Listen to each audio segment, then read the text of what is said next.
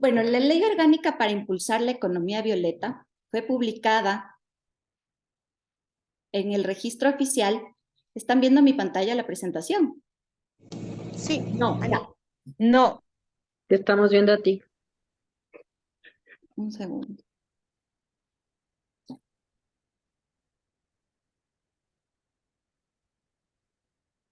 Ya.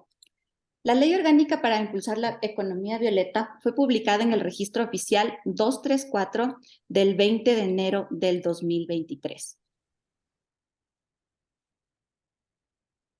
Según la propia ley, su objeto es fortalecer, garantizar y ejecutar la transversalización del enfoque de género mediante la generación de incentivos y políticas públicas que promuevan la potencialización de las mujeres en su diversidad. Y la finalidad es reducir las barreras institucionales como las brechas salariales, los permisos de maternidad y lactancia discriminatorios, la institucionalización de roles de género, entre otros. Esta ley promueve la garantía de la igualdad laboral, remuneración adecuada, previene la inestabilidad laboral y el acoso sexual laboral.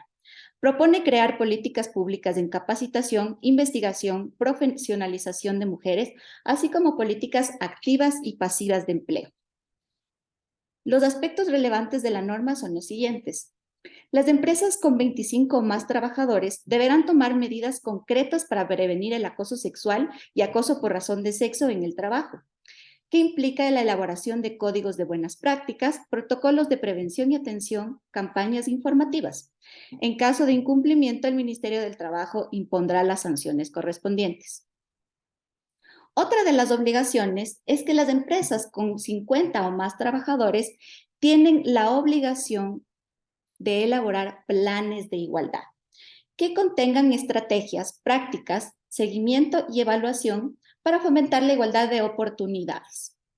Las empresas que tengan la obligación de contar con los planes de igualdad tendrán un año de plazo a partir de la publicación de la ley para inscribir este plan de igualdad en el Ministerio del Trabajo. Una vez que cuenten con estas medidas, el Ministerio del Trabajo regulará otorgar un distintivo para las empresas que hayan cumplido. Reformas a la Ley de Régimen Tributario Interno.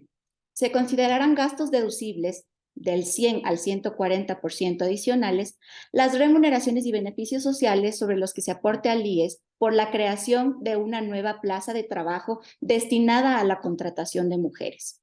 El porcentaje de deducción dependerá del tiempo de permanencia de la trabajadora en la plaza de trabajo. Únicamente se podrá acoger a este incentivo las empresas por 3 años fiscales y es importante también indicar que no aplica para sustitución o reemplazo de puestos de trabajo, únicamente para nuevas plazas de trabajo. También tenemos reformas al Código del Trabajo. Se prohíben prácticas discriminatorias en procesos de selección. Esto es algo que ya lo teníamos, pero se amplía. Se establece también como obligación de los empleadores la igualdad de remuneración como obligación. También se establece la posibilidad de compartir hasta el 75% de la licencia de maternidad con el padre previa acuerdo con la madre.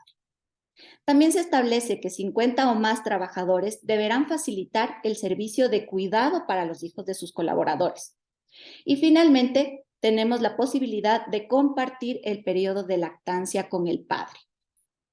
En cuanto a las reformas a la ley de pasantías del sector empresarial, se establece la inclusión de estudiantes de formación dual en la cuota de pasantes, recordando que según el Instructivo General de Pasantías, las compañías tienen la obligación de cumplir con una cuota del 4% de pasantes de la nómina que tenga título profesional. Según esta norma, la inclusión de personas del género femenino tendrá un 0.5 adicional para cumplir esta cuota de pasantes. Y finalmente tenemos la reforma a la ley de compañías, que establece que las compañías con directorios de 3 o más integrantes tienen la obligación de que por cada 3 integrantes, uno de ellos deberá ser de género femenino.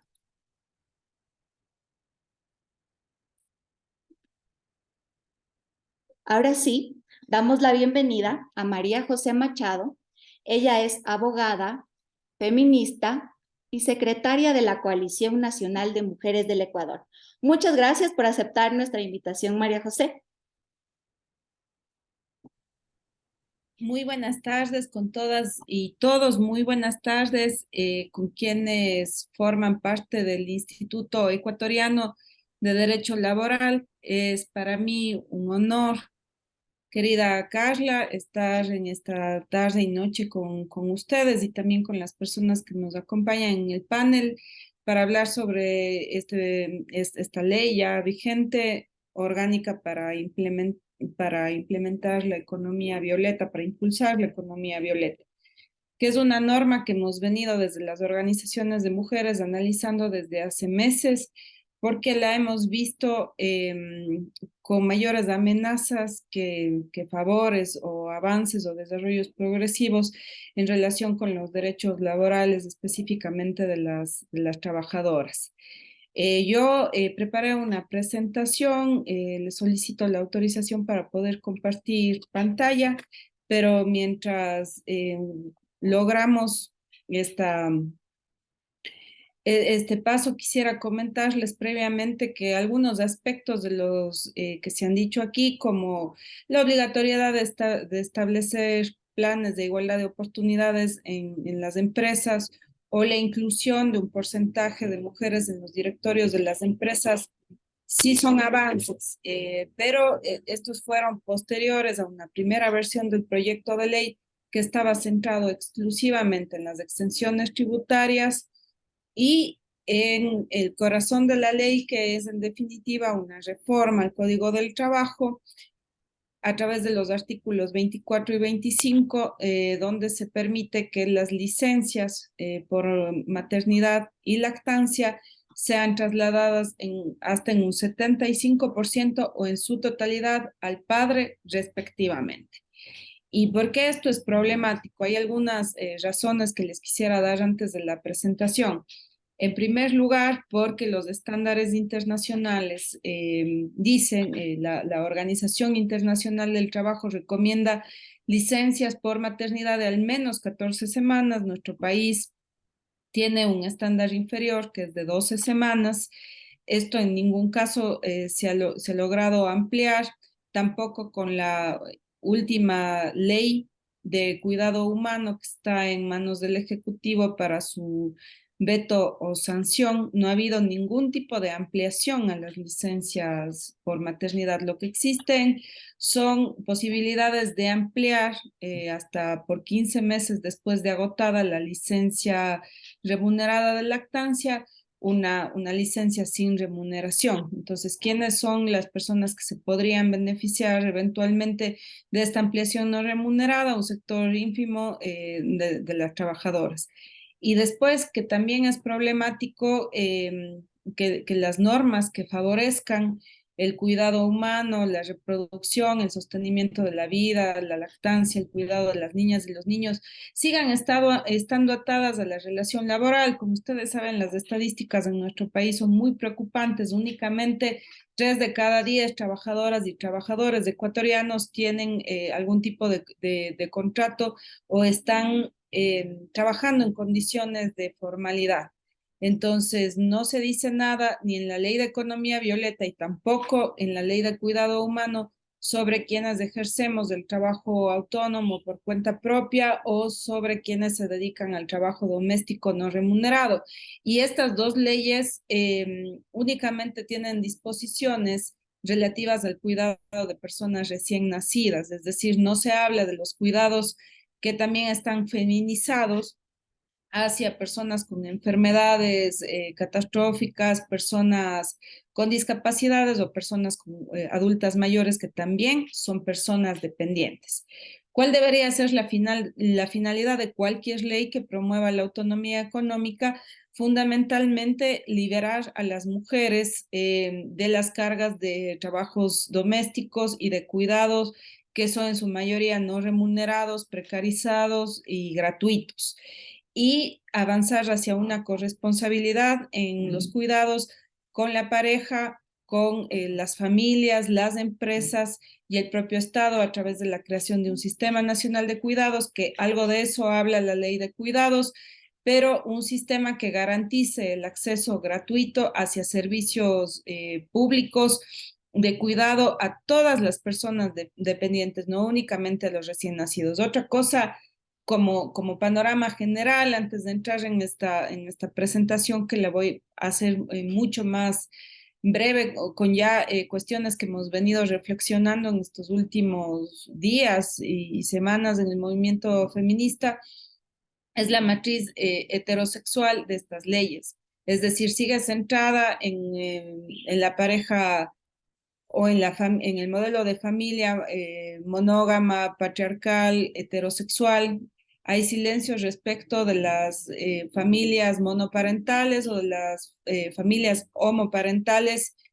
Tenemos como ejemplo la ley Cuidar en Igualdad, que es un proyecto de ley del Ministerio de Géneros e Igualdad en la Argentina, centrada en el cuidado humano y que habla de todas las conformaciones de familias y que aborda muy bien la cuestión de la interseccionalidad y que ata también los derechos a la conciliación y la obligación de corresponsabilidad en los cuidados en personas de todas las situaciones laborales, no solamente aquellas que tienen contratos bajo la legislación laboral o en el sector público, sino también para las actividades autónomas, para las actividades por cuenta propia y para el trabajo doméstico no remunerado. Entonces, esas son algunas de las generalidades que siguen preocupando de estas leyes que no han representado mayor beneficio. Tanto UNICEF como la Organización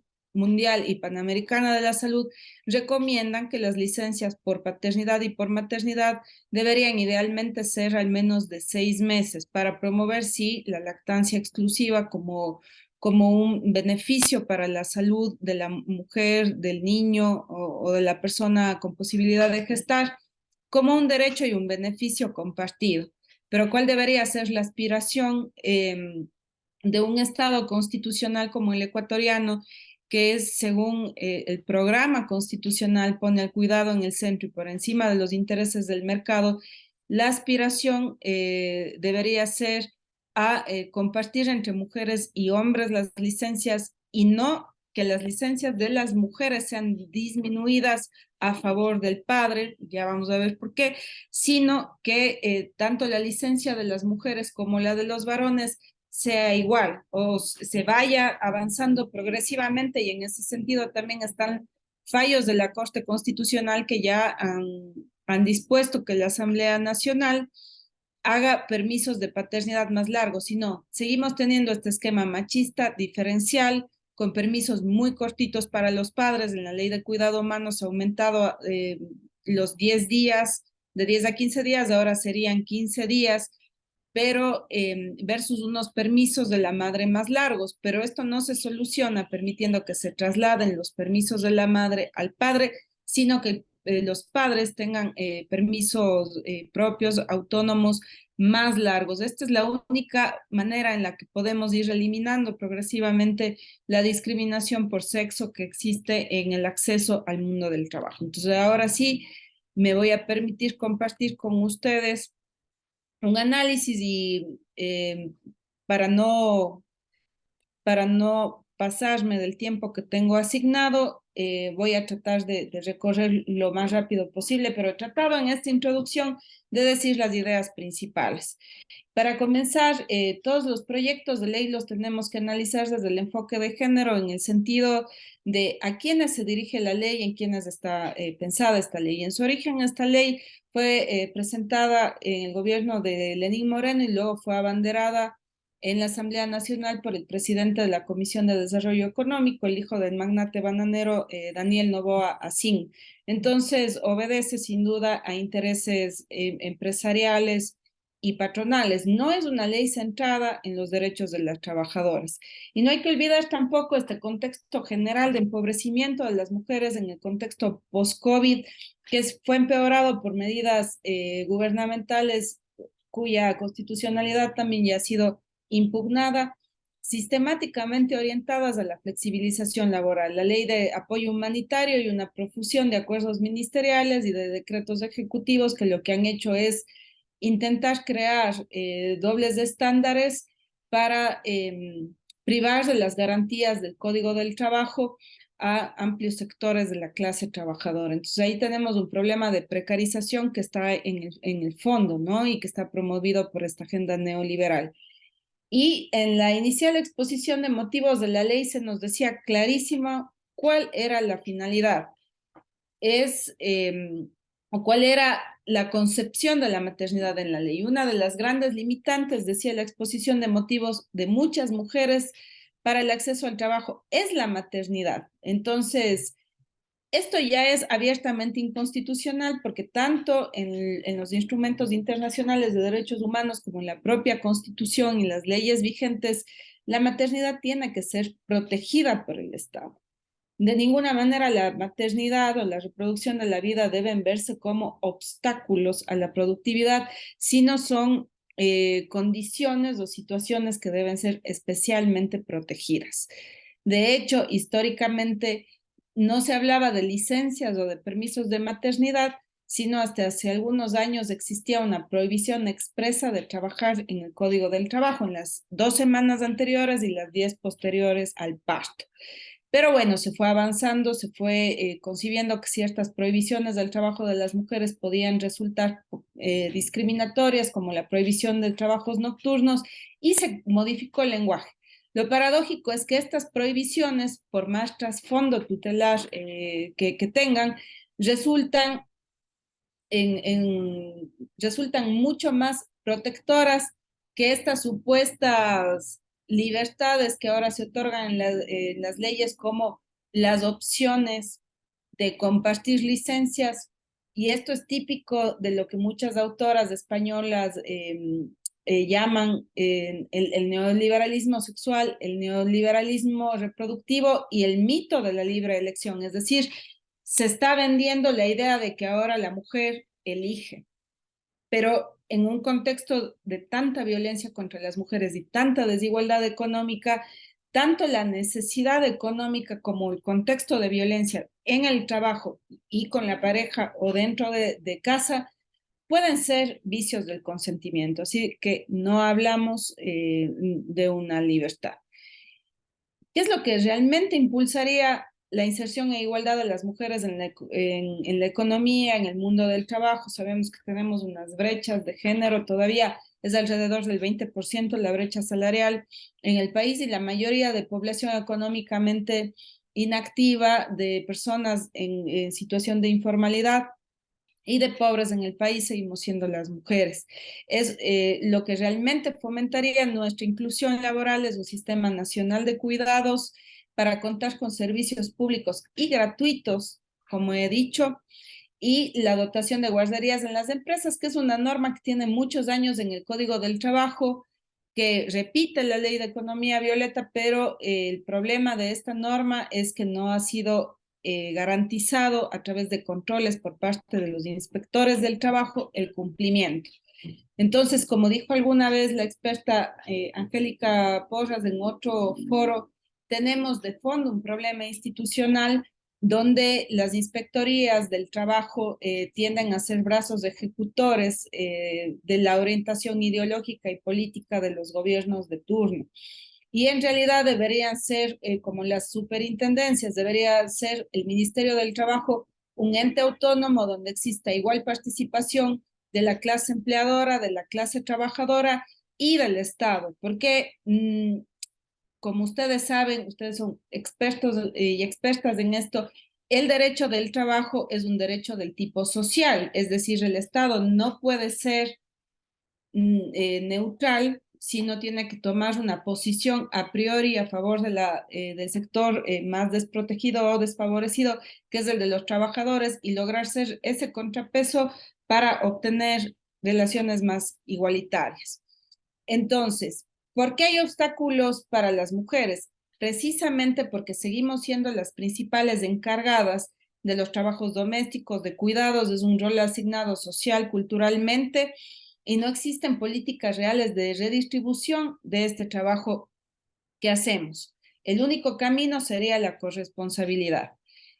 En las observaciones principales de la ley, primero, lo que he dicho, que se trata la maternidad como un obstáculo a la productividad y no como una situación que debe ser especialmente protegida. Se sigue hablando de cuotas de género cuando constitucionalmente hemos transitado hacia un régimen de paridad que ya ni siquiera es suficiente, porque ahora decimos que la paridad tiene que ser el piso y no el objetivo. El centro de la ley es el empresariado, es una ley centrada en un objetivo claro de intereses de las y los empresarios como beneficiario de incentivos tributarios, y es un proyecto de ley centrado en la igualdad formal, sin considerar las condiciones estructurales necesarias para la igualdad real. Y esto no es gratuito, hay una corriente desde los grupos de oposición a los derechos de las mujeres de eliminar las poquitas acciones afirmativas que con mucho esfuerzo se lograron consagrar en la legislación desde los años 90, y es como una eliminación de estas acciones afirmativas para las mujeres. Un ejemplo es la eliminación vía sentencia de la Corte Constitucional de la preferencia materna en los procesos de tenencia de niñas y niños. Que claro, todos compartimos como principio axiológico el hecho de que tanto mujeres como hombres somos capaces de cuidar. Sin embargo, en un contexto de tanta violencia hacia mujeres separadas y divorciadas, la eliminación de la preferencia materna puede ser utilizada como un mecanismo de extorsión para que las mujeres no demanden, no se quieran separar, no demanden alza de pensiones, no demanden el pago de pensiones, amenazándolas con quitarles a sus hijas y a sus hijos. Y también tuvimos recientemente una desafortunada ley de adopción desde el vientre que el proyecto fue archivado, pero preveía un proceso express de adopción de 6 semanas, detectando mujeres con embarazos no deseados para que tengan el plazo de un mes para decidir si entregar o no a sus hijas e hijos en adopción. Entonces es como un olvido de los procesos también psicológicos, emocionales y fisiológicos que ocurren en los cuerpos de las mujeres y las personas con posibilidad de gestar. En la ley de economía, Violeta, no hay un criterio de interseccionalidad. Al último se introdujo todo este lenguaje de personas de las diversidades, de pueblos y nacionalidades, pero no existen acápites donde se trate autónomamente las necesidades específicas de poblaciones discriminadas históricamente. Y hay ciertos, más que avances, pueden ser iniciativas de política pública aplicadas directamente vía, eso sí, vía acuerdos, vía decretos, pero ha sido como las decoraciones de la ley, pero que en suma, si no hay controles o garantías de su cumplimiento, no modifican esencialmente lo que tenemos. Lo más grave de la ley es la posibilidad de compartir permisos de maternidad y lactancia. Eso lo sostenemos como un ataque a la intangibilidad y a la irrenunciabilidad de los derechos de las y de los trabajadores, porque el permiso de maternidad y de lactancia es un permiso, es un derecho compartido con las niñas y los niños, y no se puede trasladar, es personalísimo. Se olvida este proceso biológico, como he dicho, asociado al embarazo, el parto y la lactancia. Imagínense ustedes una mujer que recién ha dado a luz. ¿Cómo comparte el 75% de su permiso de maternidad con una persona cuyo cuerpo no es en el que ha ocurrido el proceso del embarazo, el parto y la lactancia? Para fomentar la corresponsabilidad de los hombres solo cabría el aumento de sus propias licencias. Este proyecto sigue reforzando la idea de que la licencia por maternidad y por lactancia son cargas y son pérdidas económicas para la parte empleadora.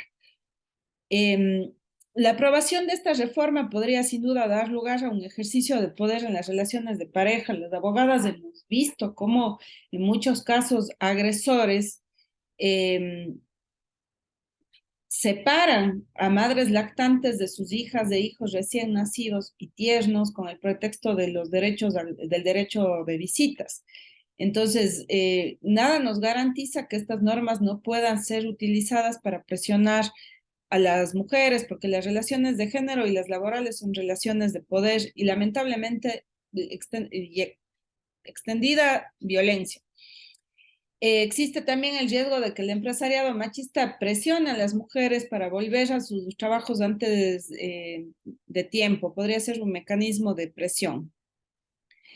Y estas son las principales alertas que hemos detectado.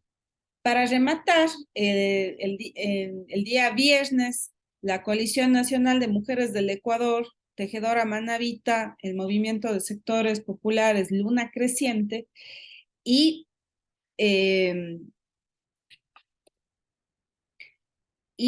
la Fundación Desafío hemos presentado con el patrocinio de la abogada constitucionalista Joana Romero una acción de inconstitucionalidad de los artículos 24 y 25 de la Ley de Economía Violeta y hemos solicitado un salto de orden cronológico y medidas cautelares a la Corte Constitucional. Esperamos que esto sea atendido a la brevedad posible, porque también hay un error garrafal en la Ley de Economía Violeta y es que desconoce que los permisos de lactancia fueron igualados por la Corte Constitucional en el sector público y en el sector privado hasta que el niño o la niña cumpla los 15 meses de edad.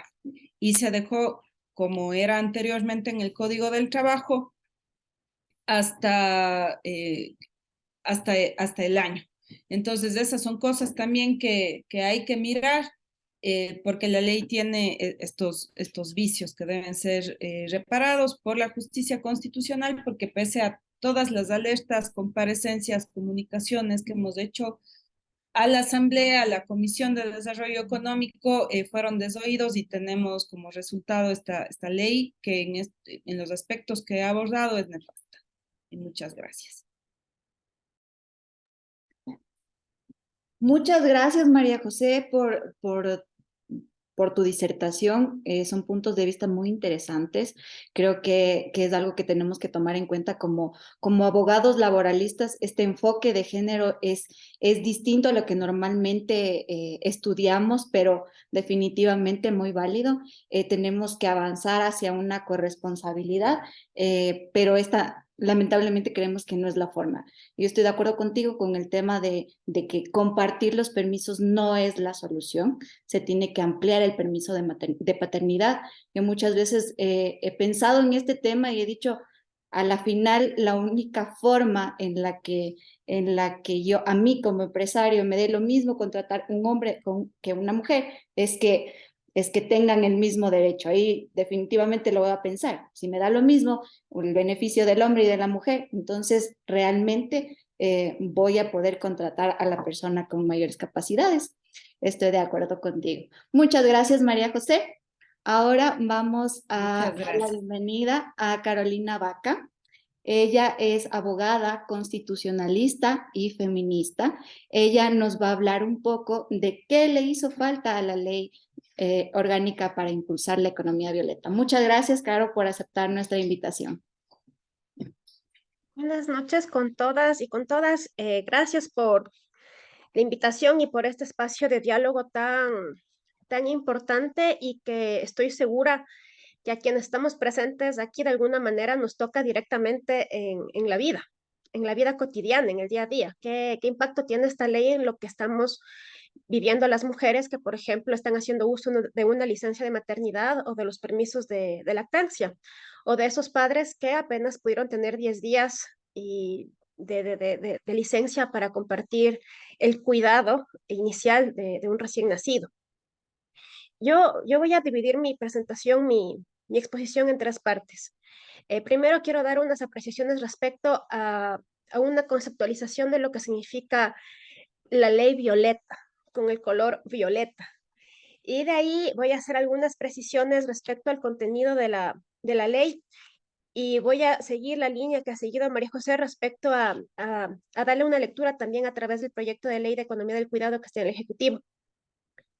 Cuando nosotros escuchamos el tema de economía violeta, y creo que quienes trabajamos en género y somos feministas y estamos involucradas en el mundo del derecho, el derecho constitucional, los derechos humanos, cuando uno escucha la palabra economía y la palabra violeta juntas, es inevitable pensar en la economía del cuidado y es inevitable pensar en que el violeta es el color que las mujeres históricamente hemos adoptado para la lucha por la igualdad y la no discriminación.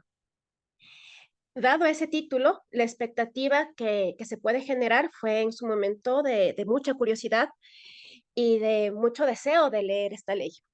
Cuando uno toma la ley y comienza a leer de qué se trata, pues no tiene nada que ver con lo que sería la economía del cuidado. Y la economía del cuidado no solamente es un postulado de las teorías feministas de las ciencias sociales, sino que está totalmente vinculado a lo que son los derechos económicos y sociales de las mujeres. La economía del cuidado parte de un escenario binario en lo que está determinado lo reproductivo y lo productivo. Lo reproductivo anclado simbólicamente a las mujeres, mientras que lo productivo anclado simbólicamente a los varones. No obstante, en el sistema actual, a partir de la revolución industrial, sabemos que hombres y mujeres tuvimos que salir a trabajar para ganar un sueldo. No obstante, las mujeres no dejamos de cumplir un trabajo, que es el trabajo de cuidado y el trabajo doméstico. Y este trabajo reproductivo genera riqueza, porque es el trabajo que sostiene al mundo. Es el trabajo que no es remunerado. Es un trabajo que simbólicamente no tiene ningún valor o tiene muy poco valor en las sociedades, porque es un trabajo que parece que no tiene ningún impacto en la vida cotidiana. Pero el impacto está, porque justamente estamos generaciones que hemos sido paridos y criados por mujeres. El trabajo remunerado, si lo vemos desde la visión de la economía del cuidado, el trabajo, mejor dicho, no remunerado, debería ser una cuantificación en las cuentas públicas, porque nuestro trabajo que hacen las mujeres, que han venido haciendo históricamente las mujeres, es un trabajo que está representado en el PIB.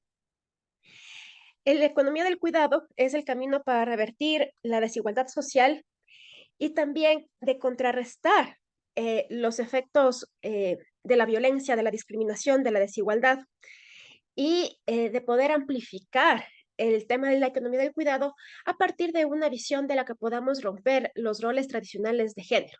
La mujer cuida y el hombre provee, cuando en la realidad sabemos que las mujeres también proveemos, también cuidamos, y los hombres, por supuesto, que también tienen la capacidad de asumir el cuidado y también tienen la capacidad de proveer. Eso significaría que estamos en condiciones similares. No obstante, las mujeres estamos en condiciones todavía de desigualdad, en la que justamente el color violeta nos identifica en que todavía estamos en una constante lucha por la igualdad y no discriminación, y sobre todo por un proceso histórico en el que estamos exigiendo todavía que no nos maten. Que no seamos víctimas de femicidio cada 3 días en el Ecuador, por ejemplo, y que esto esté de alguna manera, tenga una colisión, una unidad discursiva. Esto de ninguna manera tiene que estar separado o divorciado de los intereses de los empresarios, de los intereses del Estado, y mucho menos puede estar divorciado a la garantía de derechos de las mujeres que está claramente garantizada en la Constitución y también en el bloque de constitucionalidad de los tratados y convenios de derechos humanos. Cuando uno habla de la economía del cuidado, es, es, es tan cotidiano el concepto y tan poderoso el concepto para poder transversalizar, ejecutar políticas públicas. Y también puede ser tan personal, porque cuando hablamos del cuidado, el cuidado básicamente es el corazón de la humanidad. A mí me gusta decir que en vez de expresar el yo te amo, el yo te cuido puede ser mucho más potente. Y el cuidado no es una cosa solamente de mujeres.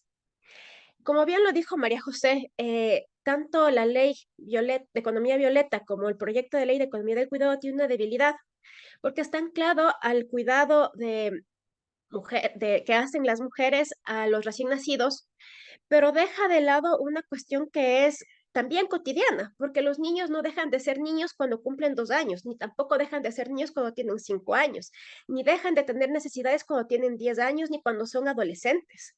Los adultos mayores que necesitan cuidados son cuidados diarios y no todas las personas tienen la capacidad de pagar a otra mujer generalmente para que ejerza esas tareas de cuidado. Las personas que tienen capacidades diferentes, que tienen algún tipo de discapacidad, dependiendo del nivel de discapacidad, evidentemente necesita cuidado. Y todo eso implica tiempo. Y el tiempo es dinero. Y ese dinero debería estar cuantificado en las cuentas públicas. Esta expectativa que particularmente yo me generé cuando escuché la ley de economía violeta, pues me imaginé que íbamos a hablar de una ley que me sostenga la economía del cuidado y que me dé los parámetros de una política pública para que vaya encaminado en ese proceso o en ese camino. El problema que encontramos es que la ley, me voy a la siguiente parte de mis consideraciones, ya lo expuso Carla al inicio, cuál es el contenido de la ley y el tema de la intención de reducir las brechas, de que las mujeres y hombres ganemos igual. Pero hay algunas cuestiones que no dejan de llamar la atención. Por ejemplo, se dice que la distribución de la jornada irregular podrá ser no más de 40 horas a la semana y no más de 10 horas diarias. Yo me pregunto, la mujer que tiene hijos, ¿qué pasa durante esas 10 horas de trabajo? ¿Quién cuida a esos niños?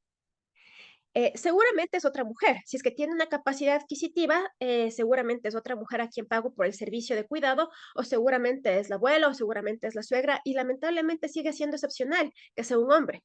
Y también en las mismas leyes pues nos pone una barrera porque los hombres no tienen la posibilidad de acceder a una licencia que tenga un tiempo razonable en el que hombres y mujeres puedan dedicarse a la crianza de quien luego va a ser la fuerza productiva de una sociedad.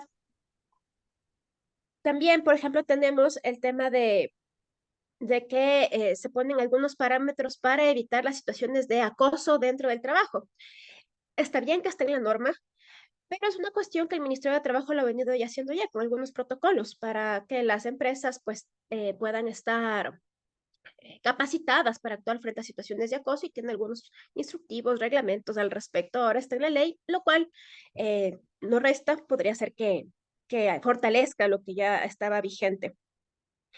Y hay una cuestión muy interesante que uno diría para la creación de políticas públicas, por supuesto que el marco normativo es indispensable, porque a partir de ahí las diversas instituciones que tienen competencias específicas tendrán que ejecutar estas políticas.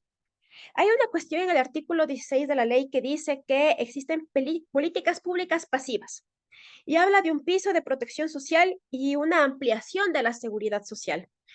Esto está aterrizado en la norma y pues uno pensaría, bueno, esto seguramente va reglamentado o va en algún instructivo, acuerdo ministerial, eh, pero ¿qué está sosteniendo la ley frente a un sistema de seguridad social que públicamente se sabe que es débil y que inclusive se ha hablado de ciertas voces han hablado inclusive de aumentar la edad de la jubilación? No se habla de ninguna manera, como existe en Uruguay, por ejemplo, la posibilidad de que las amas de casa se jubilen y tengan una restribución porque han dado su vida al trabajo doméstico todo el tiempo. No existe. Sin embargo, la ley lo pone esto, pero no está sostenido en toda la demás estructura que debería existir para que esto pueda ser realmente efectivo. La reforma al tema de las 12 semanas es también una cuestión complicada, porque estoy segura que las personas que nos están escuchando tendremos mujeres que tendrán hijos que serán tías, tenemos hombres que seguramente serán padres, que tendrán sobrinos, que tendrán hermanos pequeños. Es una cuestión de mirar a nuestro alrededor y en nuestro círculo. A todos nos toca este tipo de normas. ¿Qué pasa que yo pueda compartir mis 12 semanas del puerperio al padre, el 75% del tiempo? Médicamente, las mujeres necesitamos al menos 90 días para recuperarnos de un parto, para recuperarnos del parto natural o para recuperarnos de la cesárea, para que el cuerpo vuelva a su estado ya no anterior, pero sí un estado en el que pueda ser fuerte y continuar y pueda criar y amamantar, si es que esa ha sido la decisión de la madre. Y luego viene el tema de los 12 meses. Eh, yo me pregunto y les pregunto a ustedes y lo pongo a discusión. ¿No sería más adecuado, por ejemplo, seguir ciertos estándares que la Corte lo dijo en la sentencia, la Corte Constitucional lo dijo en la sentencia 319 JP 20, en la que desarrolla el derecho al cuidado? Y más bien, ahí la Corte lo que dice es que se debe procurar que las licencias de hombres y mujeres sean iguales. No obstante, deberíamos seguir el estándar mínimo, que debería ser 14 semanas de lactancia. Eh, Deberíamos nosotros pensar, bueno, por ejemplo, tengo mis 12 meses, tengo yo mis 6 horas de trabajo porque tengo 2 horas de lactancia. ¿Cómo está funcionando en las mujeres que gozan de esa licencia la posibilidad de cuidar y de criar a sus hijos? Más bien sería de pensar que este tipo de normas debería responder a la realidad cotidiana de las mujeres y replantear si es que estas 6 horas, por ejemplo, son suficientes o son 6 horas que podrían ser revalorizadas.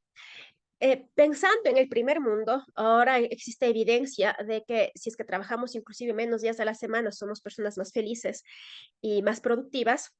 Es interesante también si ustedes conversan con mujeres que trabajan las 6 horas, cómo han logrado poder conciliar esas 6 horas de trabajo y hacer en 6 horas lo que no hacen en 8, lo que hacen en 8, y llegar a la casa a seguir trabajando.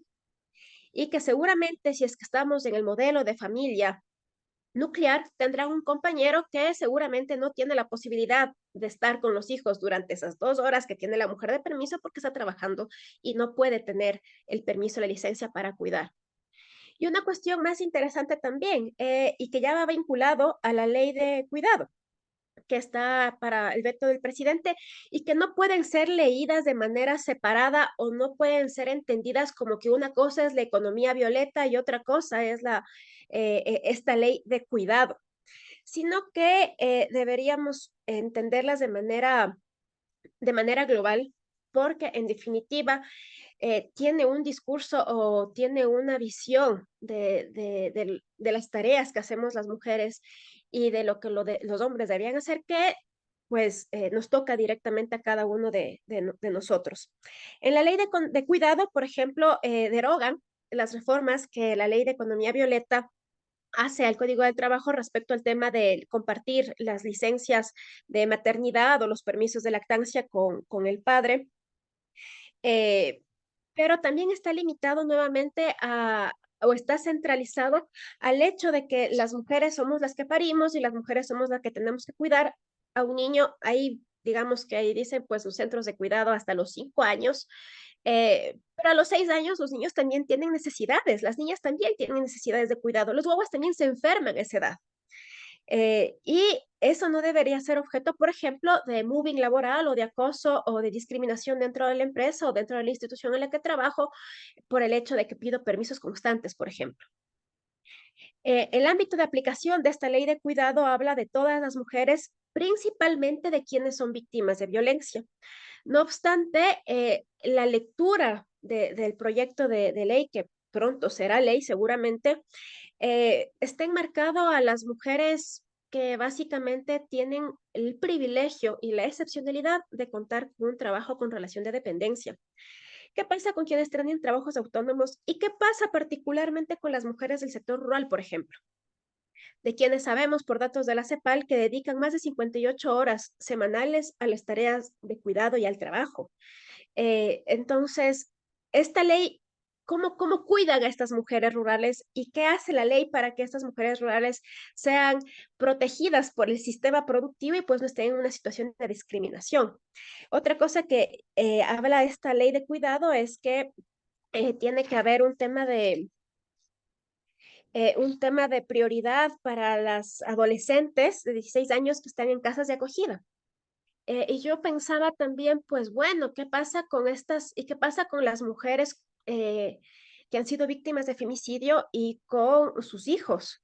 ¿Qué pasa con los padres que perdieron una hija, los hijos que se quedaron huérfanos? ¿Qué pasa con el cuidado de estas personas? ¿Y cómo la ley de economía violeta llega a esos casos? Que tenemos una mujer víctima de esta situación gravísima cada 3 días. No es poco el dato, no es una cifra que no nos escandalice, que no nos mueva, que no nos llame a poder conciliar, a poder primero sensibilizarnos discutirlo y decir, bueno, o sea, está bien que hayan intereses empresariales e intereses del Estado, no importa el gobierno de qué tendencia sea, pero hay una realidad, las mujeres que sostenemos el cuidado, que sostenemos el corazón del mundo y que hacemos una labor que puede ser perfectamente compartida con los hombres, no está siendo mirado de la manera en que debe ser mirado. Que efectivamente esto puede ser cuantificado en las cuentas públicas, insisto, y existen tantos temas más que relativos al cuidado. Las mujeres nos embarazamos, las mujeres también somos sujetos de embarazos de altísimo riesgo, somos sujetos de abortos espontáneos. Tenemos también el duelo gestacional, que tiene que ser visto desde nuestros derechos sexuales y reproductivos. Sin embargo, eso, por ejemplo, no está visto en el cuidado y mucho menos lo considera la Ley de Economía Violeta. Esas son las apreciaciones que yo quería compartir y agradezco el espacio. Muchas gracias, Caro. De verdad, destaco lo que indicas, que falta esta adecuación de esta norma a toda la estructura laboral. Y eso también pasa por el IES. Hablan de pisos de protección social, pero no está relacionada con la normativa secundaria como debería ser. Por ejemplo, el permiso de paternidad actualmente no es cubierto por el IES, sino por el empleador. Entonces, esto, si ampliamos el periodo de paternidad y lo adecuamos al periodo de maternidad, podríamos decir, también entre el IES. Entonces, no es solamente considerar la parte del empleador, sino la parte del IES y la parte del Estado. Como dices tú, con este sistema nacional de cuidados, no solamente apoyándonos en el empleador, sino debería ser un sistema que también sea soportado por el gobierno. Muchísimas gracias, Caro. Ahora vamos a continuar con Marta Villagómez. Ella es abogada, especialista en temas laborales y es directora de la práctica laboral del estudio jurídico Tobar ZDS. Ella nos va a comentar cómo reciben los empleadores estas nuevas disposiciones. Muchas gracias, Marta, bienvenida. Buenas noches, muchas gracias por la invitación y por permitirme compartir el espacio con mujeres profesionales tan excelentes y con tanto conocimiento de estos temas que realmente son demasiado relevantes para el desarrollo general de la sociedad y que creo que todos compartimos que simplemente con la publicación de una norma estos problemas no se van a solucionar de la noche a la mañana. Es un problema social, es un problema cultural y es un problema que empieza, yo considero, desde los propios hogares, desde los centros de educación y después, mucho después, llegan los empleadores. Cuando me invitaron a participar en este... ¿Alguien está con el micrófono encendido? No te mandas a la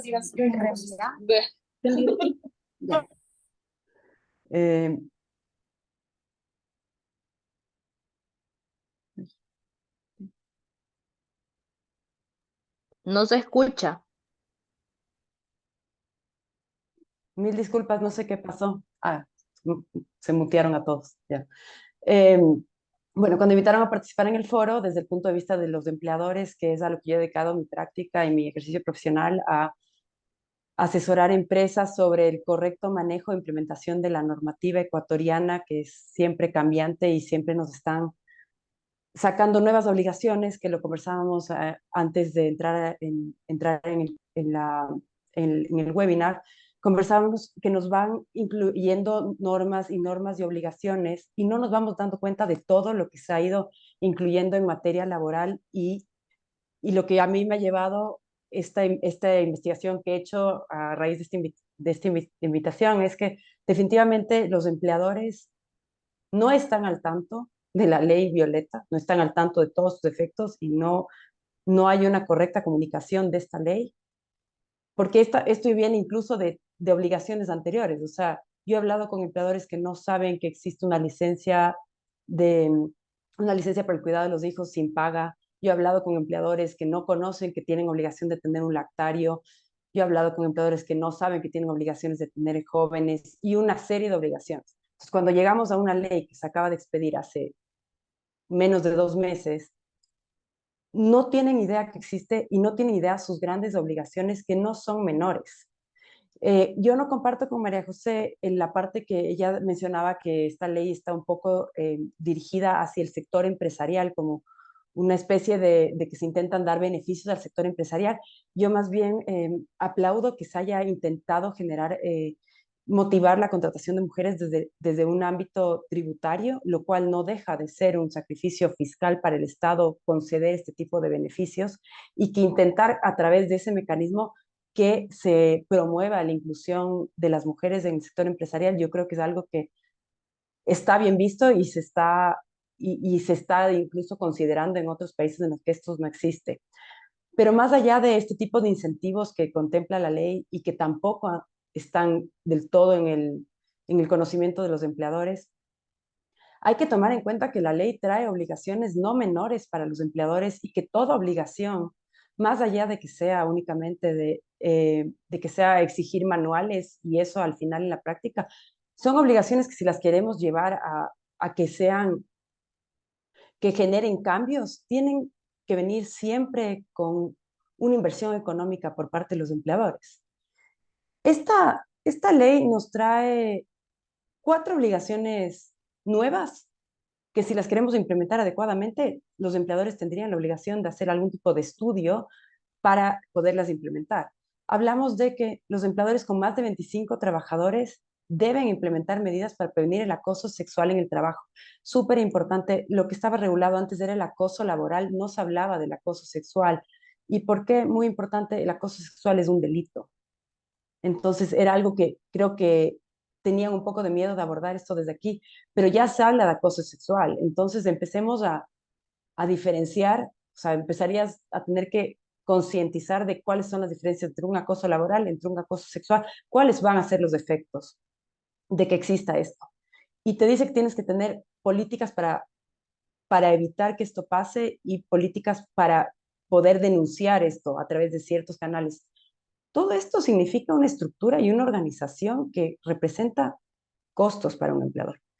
Existe también la obligación de tener un plan de igualdad a partir de aquellos empleadores que tengan más de 50 trabajadores. Se espera que el Ministerio de Trabajo saque alguna especie de guía y que esto tenemos obligación de cumplir a partir del año de expedición de la ley. Por tanto, a partir del año que viene, en enero, ya todos los empleadores deberán tener desarrollado un plan de igualdad. Te hablan de una obligación que es establecimiento de funciones y procedimientos para promociones. Te dice que para evitar la discriminación, para evitar que haya diferencias entre por qué un hombre asciende o una mujer asciende, todos estos procedimientos tienen que estar claramente diseñados y establecidos. Nuevamente, necesitas desarrollar esto, dedicar tiempo a que esto funcione.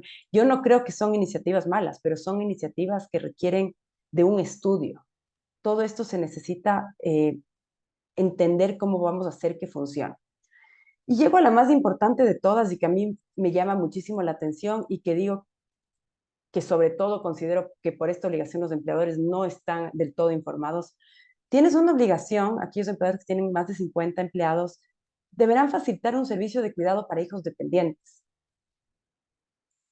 Sobre esta obligación estábamos discutiendo y yo, escuchando a María José y escuchando a Carolina, entiendo que tal vez el espíritu de la norma era ir hacia a un servicio de cuidado público, que ir a como ese espíritu social del Estado de desarrollar esto, pero finalmente se recae otra vez la obligación para los empleadores y no se entiende cómo se va a implementar. Respecto a la implementación, también como parte de esto, de entender dónde estamos parados frente a estas obligaciones, el Ministerio de Trabajo sé que todavía no está desarrollando ningún tipo de reglamento. Sabemos que tienen órdenes de desarrollar un área para que se encargue de esto. Sin embargo, no se está haciendo nada. Y como no se está haciendo nada, los que estamos a la espera de saber cómo se va a implementar esto, porque estamos ansiosos de poder explicar a nuestros clientes en qué consisten todas estas obligaciones, nos preocupa que simplemente se queden una serie de enunciaciones y declaraciones que no lleguen a implementarse. Y eso sí, realmente sería una pena, porque sí vale recalcar que esta iniciativa ecuatoriana si bien con todas sus falencias y si bien con todas las cosas que se podrían hacer mejor, está siendo reconocida por la región, porque no, prácticamente ningún país tiene implementados ningún tipo de medidas que medianamente se acerquen a igualar, por ejemplo, los salarios entre mujeres. Hablamos que entre hombres y mujeres, hablamos que esta ley ya obliga a que eso se dé. Y una de las preocupaciones del Ministerio de Trabajo es, ¿cómo hago que esto pase?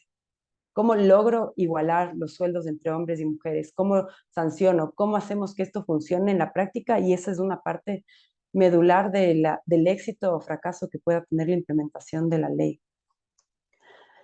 Realmente yo quisiera decirles que tengo muchas cosas más que decirles respecto a la opinión de los empleadores, pero me quedo con que me ha sorprendido muchísimo ver que la difusión de esta norma ha sido muy poca en cuanto a las implicaciones que esto va a tener para las empresas y cómo se van a abordar todas estas obligaciones.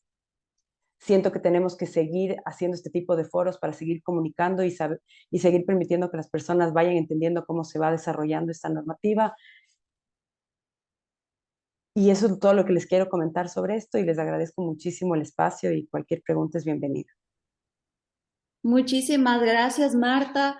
La verdad destaco lo que indicas que sí, la responsabilidad tal como está en la Ley de Economía Violeta recae sobre los empleadores, pero como decía en la ponencia anterior, la verdad es una responsabilidad compartida con el Estado. Si entramos en este sistema nacional de cuidado, no es solamente el empleador quien debe cumplir esta obligación de preocuparse por sus trabajadores, por los hijos de sus trabajadores y de sus dependientes, sino también tiene que entrar el Estado y el Instituto Ecuatoriano de Seguridad Social. Algo más que iba a decir es que el Foro Económico Mundial resalta, como decía Marta, estas medidas que no han sido tomadas por otros países de la región, pero en ese sentido, sí, por algo tenemos que empezar. Sí, sí hay muchas cosas que todavía están mal, pero por algo tenemos que empezar. Eso es algo que podría resaltar. Muchísimas gracias, Marta. Ahora vamos a continuar. Con gusto. Ahora vamos a continuar con Jonathan Báez. Él es economista por la Universidad Central del Ecuador, tiene una maestría en Sociología de la Flaxo, es docente investigador de la Facultad de Ciencias Económicas y coordinador de la Unidad de Análisis y Estudios de Coyuntura del Instituto de Investigaciones Económicas de la Universidad Central del Ecuador. Bienvenido, Jonathan, por favor, conecta tu cámara. Sí, bueno, buenas noches. Les comento que estoy en trabajo de campo en Pedro Vicente y pues por motivos de mejorar la conexión me parece que voy a en este momento no tener la cámara, pero sí hay una presentación la cual le pido por favor que nos puedan un poco ayudar ahí en controles y pues muchísimas gracias por la invitación. Hasta que pongan pues la presentación, decirles que muchas gracias por la invitación al evento. Muchas gracias a la doctora Elisa Lanas, que estoy presente, pero también a nuestra compañera Jocelyn, parte del instituto. Es una gran iniciativa para avanzar en los derechos laborales. Y decirles que bueno, yo quisiera empezar primero diciendo que con las brillantes exposiciones que me antecedieron, que desde luego las mujeres no necesitan que pues se les haga ventriloquía para las investigaciones, ¿no? De las elocuentes análisis sobre la ley que hicieron antes, pues nos parece muy interesante. Sin embargo, el momento que Jocelyn me invitaba, decía, pues bueno, estoy seguro que hay brillantes mujeres economistas que pueden abordar este tema, pero me pidió que pues hiciera una intervención en función de las investigaciones que hacemos y pues por eso esta aceptación de nuestra parte como Instituto de Investigaciones Económicas, como Universidad Central del Ecuador, y pues agradecer este espacio que nos otorgan, ¿no? Pues bueno, la presentación, como ustedes y muy atinadamente lo dijeron antes las compañeras, pues versa sobre los elementos, sobre todo laborales, que nos cuenta un poquito esta situación. Y yo voy a acuñar una frase para dar inicio a esta exposición, sobre todo con lo que nos decía una compañera, ¿no? Una compañera economista. Ella indicaba, pues, en un artículo que tenemos colgado a propósito de lo que fue el 8 de marzo, en el que claramente se evidencia que todavía hay mucho por analizar, mucho por investigar, pero también mucho por ir desmitificando dentro de estos espacios, ¿no?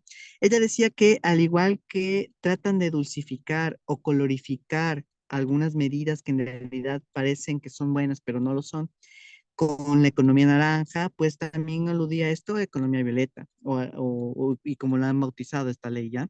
Entonces, en ese sentido, uno puede observar cómo no solamente hay que caer en esa situación de lo que existe no se cumple, la ley está, pero no se realiza, porque como muy bien decía una compañera antes, la parte normativa es fundamental, es decir, necesitamos un esquema que nos permita movernos en esos espacios para constituir un proceso. De esa manera, pues nosotros en la última vez que estuvimos en la asamblea fue porque la nueva ley de privatización del Banco Central del Ecuador, que mal han llamado de defensa de la dolarización, claramente es una ley que abre la puerta y beneficia al sector financiero privado. Vemos que en este momento en Estados Unidos unos bancos que decían que estaban en el top de los funcionamientos y todo eso han caído, y esto es porque eliminaron la desregulación financiera. ¿Qué eliminó eso? Eliminó pues en una ley que se estableció a partir de la crisis de 2008 y que el presidente Trump la quitó, pues porque decía que la regulación es mal. Y esto pues ahora está provocando esta caída bancaria y claramente esto nuevamente ocurre y nos hace una remembranza de lo que sufrió el Ecuador. Entonces, el marco normativo es fundamental. Esto nuevamente lo menciono porque en este momento esta ley que les indicaba de privatización del Banco Central del Ecuador claramente es de beneficio al sector financiero a tal punto que en la última sesión que tuvimos con la Asamblea, como les comentaba, el sector financiero, Asobanca, sectores muy interesantes porque son una parte de las cooperativas que no necesariamente representan a las cooperativas de todo el espacio. Lo que nos dicen básicamente es que la ley es buena y que por lo tanto tenemos que seguir, cosa que no funciona de esa manera y que todos estos procesos de regulación, de no tener un marco normativo que nos acompañe, sin duda alguna, está afectando a la población y va a tener problemas a largo plazo.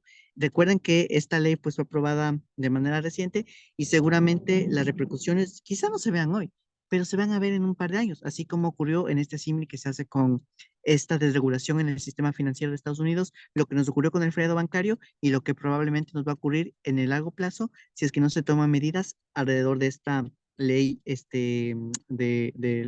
del sistema financiero que básicamente lo desregularizó, ¿no? Y abrió la puerta a un sinfín de cosas como la puerta giratoria y bueno, que no es espacio para esto, ¿ya? En ese sentido, esta introducción me permite pues decir que el marco normativo es fundamental, pero ¿qué pasa con el marco normativo? No funciona de una manera adecuada, de tal manera que no conciba desde su inicio la situación que está ocurriendo en el caso de estos elementos de la ley violeta, ¿no? De esa manera, pues hay 7 puntos fundamentales que me parece que tiene la ley. Sin embargo, la evidencia empírica me permite abordar específicamente 4, ¿no? Por favor, la siguiente diapositiva para que ustedes puedan observar. Hay un punto fundamental en la ley que menciona esto de las guarderías. Esto para mí es fundamental porque, bueno, infidencias aparte, yo descubrí muy tardíamente mientras estudiaba economía que mi mamá había estudiado también economía, pero que se había retirado porque en ese momento pues estaba gestando de mi persona. De esa manera pues siempre pensé qué hubiera pasado si es que mi mamá hubiera tenido la oportunidad de tener dónde dejarme de una guardería pública y por eso es que uno piensa que aquí quien sostiene esos procesos de vulnerabilidad básicamente son las familias porque no hay un Estado y un sector público que establezca guarderías gratuitas de calidad donde uno tenga confianza y por lo tanto, pues claramente nosotros vemos cómo esto tiene una afectación dentro del rol de las personas, ¿no? Entonces, obliga a las personas a vivir cerca de la familia porque esto le permite de alguna manera tener quien cuida a los guaguas. Es decir, el trabajo del cuidado no solamente que está exacerbado en las mujeres, sino que tiene que ser redistribuido también a más mujeres que puedan cumplir este rol. ¿Por qué? Porque tenemos esta limitación del sector público, ¿no? De esa manera, pues la Universidad Central del Ecuador ha establecido un sistema de guardería de la cual me hace muy feliz haber sido parte de este proyecto y que en este momento funciona para que nuestras estudiantes, porque recuerdan que cuando hay un embarazo en la pareja, la deserción pasa inmediatamente a la mujer. Entonces, esto de alguna manera tiene que matizarse. La universidad ha puesto una guardería. Aquí mencionan sobre el tema de que las guarderías tienen que estar en los establecimientos de las personas de establecimientos que tienen más de 50 personas. Esto es muy interesante, pero al mismo tiempo muy limitado. debido a que el 84% de establecimientos pertenecen a micro y pequeñas empresas, las cuales tienen de 1 a 49 trabajadores y trabajadoras. No es azar que hayan puesto 50. Entonces, claramente el 84% sale de este beneficio de tener guardería y por otra parte, pues no podrían acceder como tal estos trabajadores. Eso implica que donde más hay establecimientos, donde más hay trabajo, esta ley no se aplicaría. Pero por otra parte, algo interesante es que obliga a las grandes empresas y a las medianas a que sí lo apliquen. Entonces ahí se vuelve interesante, ¿no? Me parece que no hay que ver tanto blanco y negro, sino los matices de este proceso, pero sin duda alguna, esta limitación a que donde la mayor parte de gente trabaja no tengan la oportunidad de tener una guardería, claramente pues no va a permitir tener o establecer un proceso adecuado.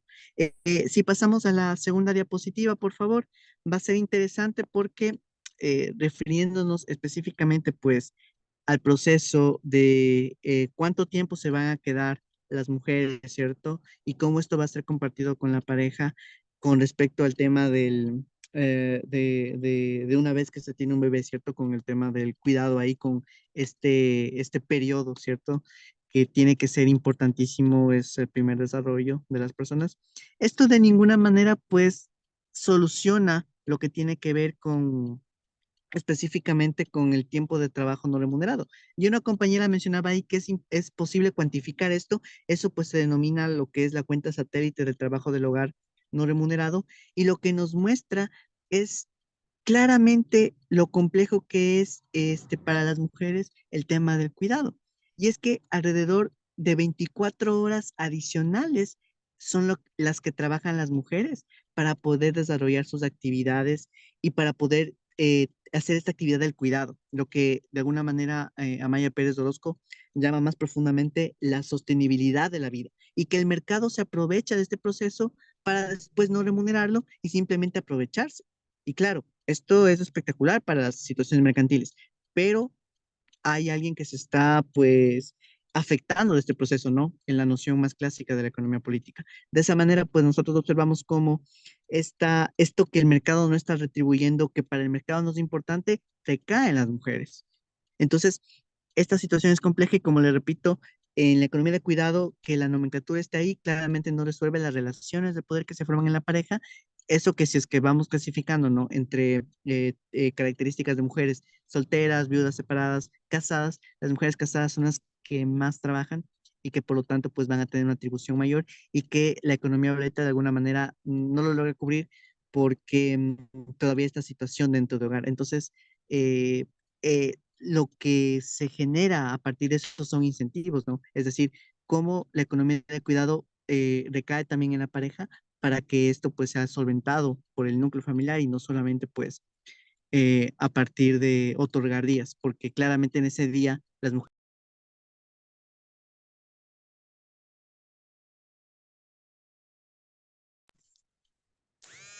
Eh, Se está cortando un poco el audio. Con estos elementos, pues nuevamente quisiera referirme de manera importante al tercer punto, ¿sí? Que tiene que ver en cambio con qué pasa en la actualidad con la situación de la mujer en cuanto a discriminación, ¿no? Que es un punto importante de la ley. Nosotros aquí observamos claramente que, pues, a pesar de que las mujeres en promedio tienen mayor escolaridad en un estudio que hizo Rivera, claramente se muestra, pues, cómo las mujeres tienen en promedio más años de educación, sin embargo, su remuneración todavía sigue siendo inferior. Pero si pasamos nosotros a la penúltima diapositiva, al nivel 5, ahí nosotros podemos observar cómo la brecha de género no solamente puede establecerse a diferentes niveles de las personas educativas. Sí, ahí por favor, si me ayudan en la presentación, me mencionan que nos está viendo la diapositiva para que la penúltima, la número 5. Sí, la número 5, si es que me pueden ayudar. Bueno, ahí ustedes pueden observar en la diapositiva número 5 que nosotros tenemos la oportunidad de otorgar una causalidad a la discriminación. Esto pasa por un modelo econométrico bajo la metodología Oaxaca-Blinder que permite establecer qué pasa con las personas con la diferencia de género, ¿cierto? Entre hombres y mujeres, con aquellas mujeres que a pesar de tener la misma edad, la misma experiencia, la misma escolaridad y todo igual, la única diferencia es que son mujeres y sus padres son hombres, claramente estamos ante un proceso de discriminación. Entonces, yo no solamente puedo medir el nivel de discriminación, sino que también puedo cuantificarlo y ver a cuánto asciende. De esa manera, si es que ustedes lo observan ahí, claramente la discriminación es un factor que está movilizando el ámbito de la brecha de género en el ámbito salarial.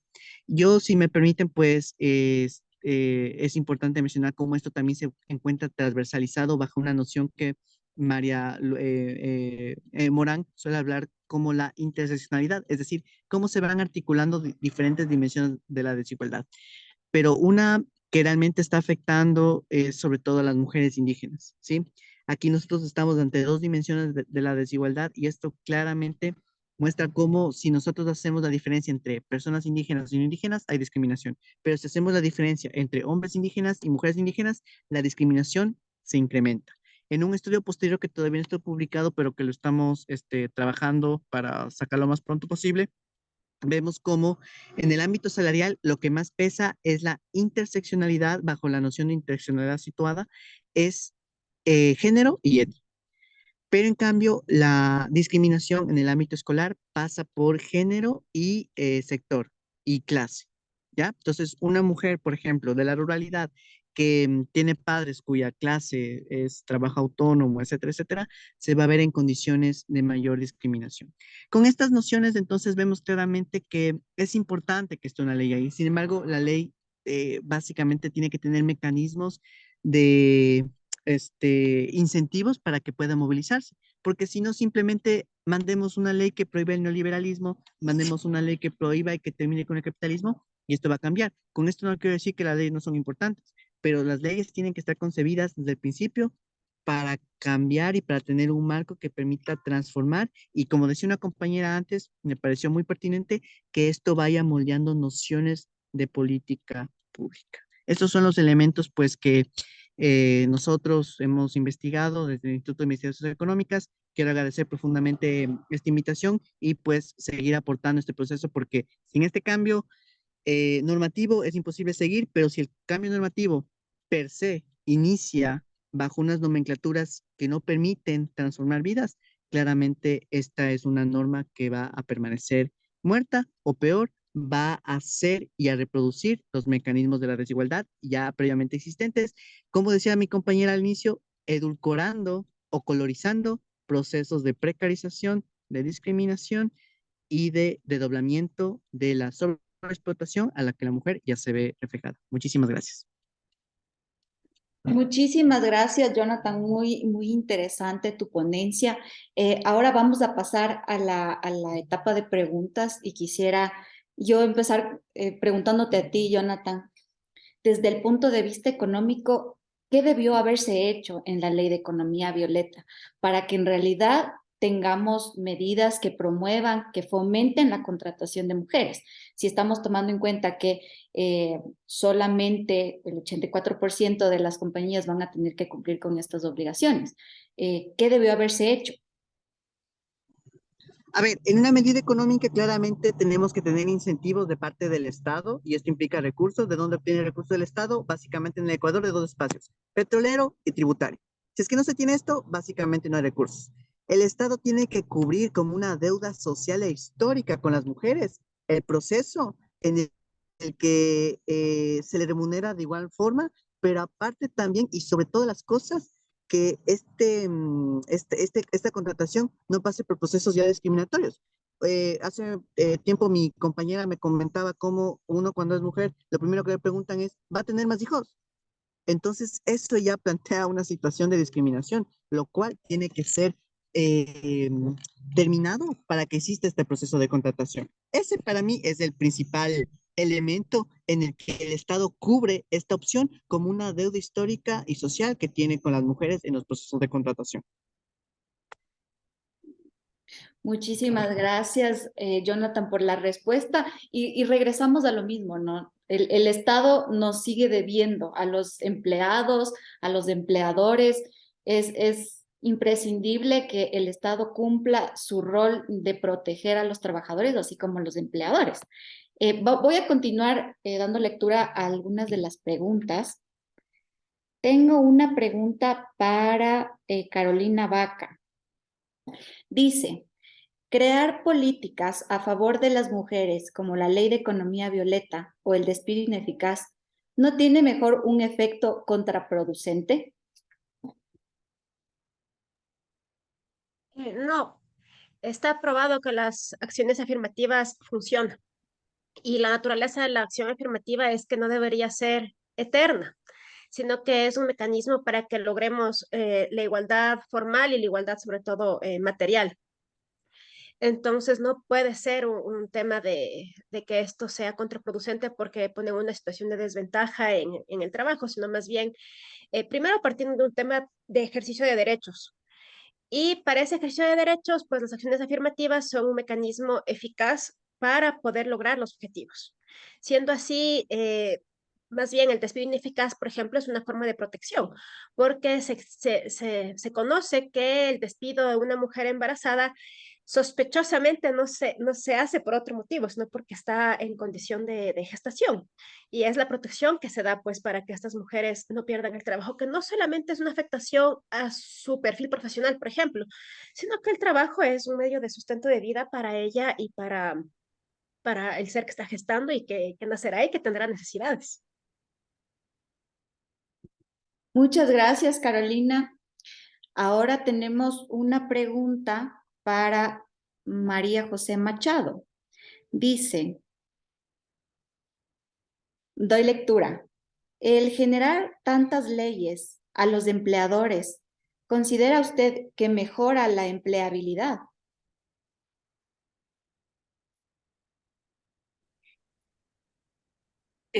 Bueno, hay una situación que yo he venido sosteniendo que realmente esta ley de economía violeta no ofrece mayores garantías a la clase trabajadora en el desarrollo de sus derechos.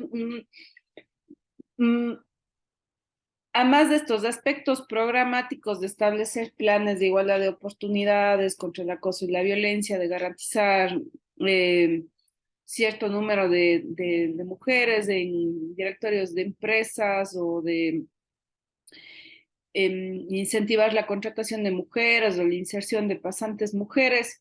Mientras no exista controles o sanciones por el incumplimiento, esos podrían ser los avances, pero de acuerdo con la línea argumental que he venido sosteniendo desde un inicio, esta ley representa beneficios más para la parte empleadora que para la parte trabajadora. Para las mujeres trabajadoras se trata de retrocesos. Ahora, si la pregunta va en el sentido de que establecer más garantías para las y los trabajadores desde un desincentivo al empresariado, ese ya es un debate mucho más profundo, incluso ideológico, pero yo estoy en la misma línea de Carolina de sostener que las acciones afirmativas son necesarias, que el trabajo es un derecho y un deber social y que sí se deben mantener leyes del trabajo de manera que tampoco impidan la libertad de empresa o el crecimiento de las empresas,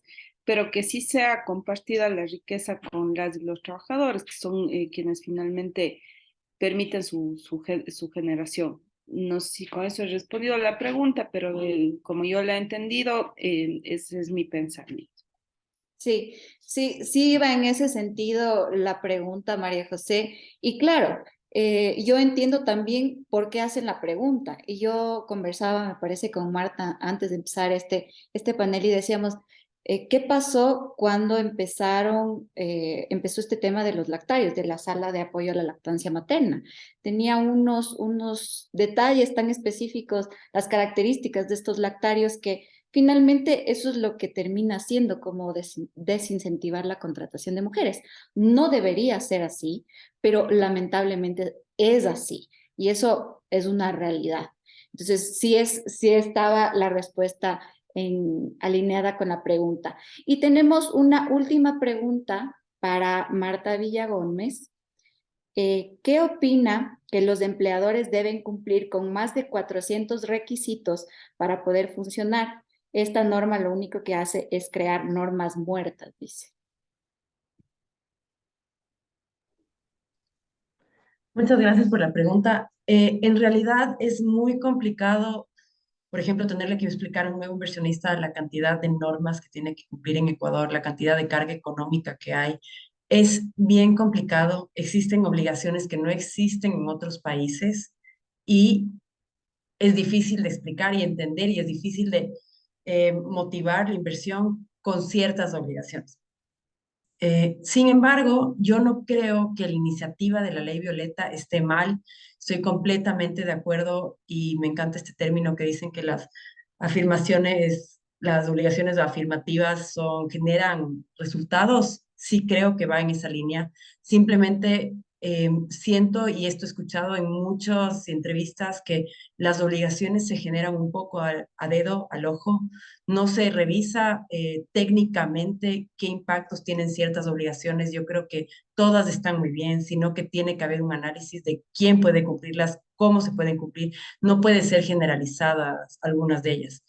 Y creo que aprovecho el momento para decir que en verdad estamos a la expectativa de que se regule. Esperamos que el ministerio intente hacer el mejor trabajo posible para que esta regulación ayude a esclarecer las dudas que tenemos y también que permita que sea una ley que se pueda aplicar. Y aprovecho también el espacio para recordarles que los procesos de selección están regulados desde hace bastante tiempo. Ya son unos 4 años que existen como reglas de qué se puede o no se puede preguntar en un proceso de selección. Esta ley nos recuerda que existen esas normas y que tenemos que cumplirlas.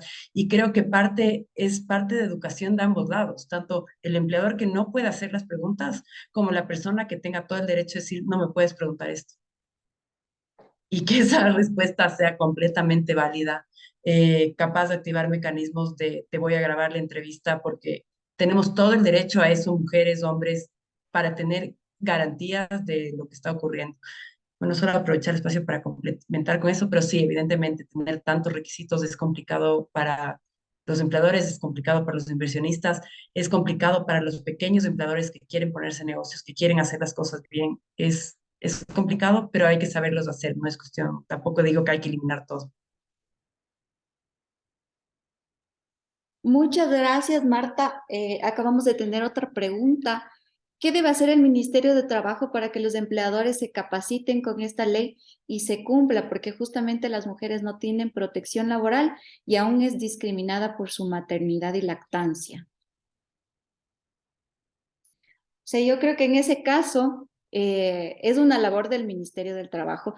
Creo que también es necesario que se creen más espacios de diálogo, de discusión como este. La verdad, hemos visto muy poco. Como dice Marta, hay mucho desconocimiento por parte de los empleadores y esto no permite que estas disposiciones realmente se cumplan y a la final no sean letra muerta, como dicen en una de las preguntas. Entonces, creo que a más de tener esta capacitación por parte de los empleadores, tiene que haber también una parte del Ministerio del Trabajo. Entonces, no tenemos más preguntas. Muchas gracias, Marta. Muchísimas gracias a todos nuestros panelistas. Creo que gracias María José también, gracias Carolina. Ha sido muy valiosa cada aporte que han dado cada uno de ustedes. Creo que hemos tenido la oportunidad y la posibilidad de pensar un poco más allá. A veces estamos muy del lado de los empleadores o muy del lado de los trabajadores, pero en estos espacios como que nos damos la oportunidad de tomar en cuenta, de escuchar otros puntos de vista. Como yo le decía a María José, yo ya escuché un texto de ella previo a este panel y decía, son cosas que yo no había ni siquiera visto, desde el punto de vista de los empresarios, que es donde he estado más cerca, como Marta, son puntos de vista totalmente válidos, pero también es necesario considerar el lado de los empleadores. Entonces, si todos trabajamos en conjunto, creo que vamos a tener muchísimos mejores resultados, que a la final todos lo que buscamos es fomentar la empleabilidad de las mujeres, que no haya discriminación, eso estamos todos de acuerdo. Entonces, y que tengamos mejores condiciones y que se nos considere igual a hombres y mujeres para acceder a cualquier trabajo.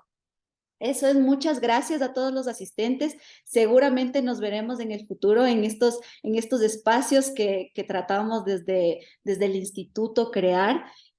Muchas gracias a todos por su participación. Muchísimas gracias, Carla. Muchas gracias a todas y todos. Gracias y buenas noches. Buenas Buenas noches. noches, muchas gracias. Gracias. Buenas noches, muchas buenas gracias. Muchas gracias.